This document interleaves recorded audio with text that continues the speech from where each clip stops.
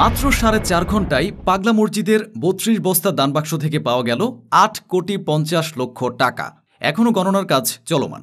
ধারণা করা হচ্ছে এবার আগের সব রেকর্ড ভেঙে নতুন এক ইতিহাস গড়তে চলেছে কিশোরগঞ্জের এই ঐতিহাসিক মসজিদটি। গত 4 মাস 18 দিন পর মসজিদের 14টি দান সিন্দুক খোলা হলে এই বিপুল পরিমাণ অর্থ, সোনা ও বৈদেশিক মুদ্রা পাওয়া যায়। 30 আগস্ট সকাল থেকে এই গণনা শুরু হয়েছে, যাতে প্রায় 500-রও বেশি মানুষ স্বেচ্ছাসেবী হিসেবে কাজ করছেন। এবারের গণনা শুরু থেকে সবাই বেশ আশাবাদী। গত 12 এপ্রিল মসজিদের 11টি দানবাক্স থেকে 9,17,80,687 টাকা পাওয়া গিয়েছিল, যা ছিল তখন পর্যন্ত এক নতুন রেকর্ড। ধারণা অনুযায়ী এবার সেই রেকর্ডও ছাড়িয়ে যাবে।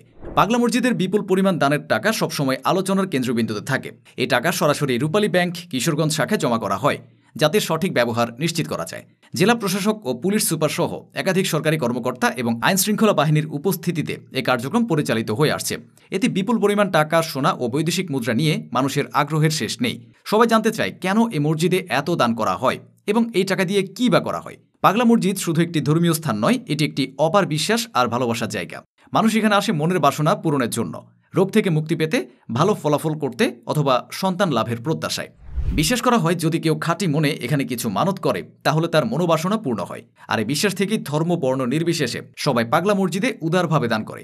এই অগণিত মানুষের ভালোবাসার দান থেকেই মসজিদটি পরিচালিত হয় এবং এর সেবা পরিধিও দিন দিন বৃদ্ধি পাচ্ছে। ঐতিহাসিক এই মসজিদের দানের টাকাগুলো অত্যন্ত স্বচ্ছতার সাথে পরিচালিত হয়। সংগৃহীত অর্থের একটি বড় অংশ মসজিদের রক্ষণাবেক্ষণ এবং ইমাম, মুয়াজ্জিন এবং অন্যান্য কর্মীদের বেতন ভাতা বাবদ খরচ করা হয়। পাশাপাশি আশেপাশের দরিদ্র মসজিদ ও এতিমখানার উন্নয়নেও নিয়মিতভাবে অনুদান দেওয়া হয়। এছাড়া গুরুতর অবস্থা ও অসহায় রোগীদের চিকিৎসার জন্য আর্থিক সহায়তা প্রদান এবং দুস্থ ও অভাবী মানুষের কল্যাণেও এ অর্থ ব্যবহার করা হয়।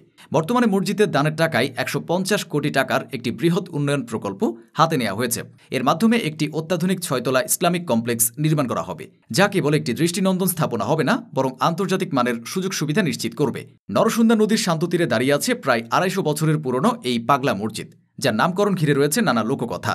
একটি গল্প অনুযায়ী এক আধ্যাত্মিক সাধক মাদুরে বসে নদীর তীরে এসে বসতি স্থাপন করেন। তার ভক্তরা তাকে পাগলা বাবা বলে ডাকতেন, আর তার মৃত্যুর পরে তার কবরকে ঘিরে গড়ে ওঠে এই মসজিদ।